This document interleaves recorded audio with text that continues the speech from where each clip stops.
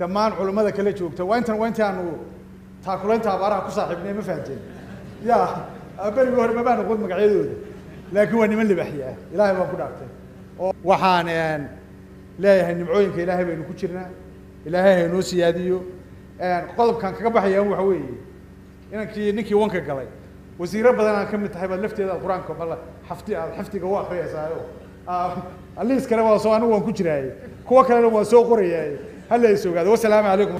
صاحب كي وزيك وفافنتنا محو هاي isbarashadii culimada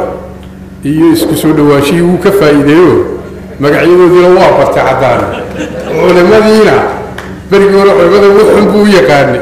imka culimada wanaagsan tahay uu bartay marka qofka jaliisu saalixa ee dadka wanaagsan raaca khayr buu ka helaa iimaanka uu kordhan wax buu ka kororsadaa isagana waa ducaynaa aad buu shaqeeyay aad barigii hore uu boodi jiray culimada la soo qaado marka isaga khayr baa rujeyna waa bogaadinayna door ku qaatay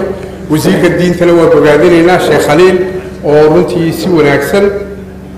xilkiisa u gutay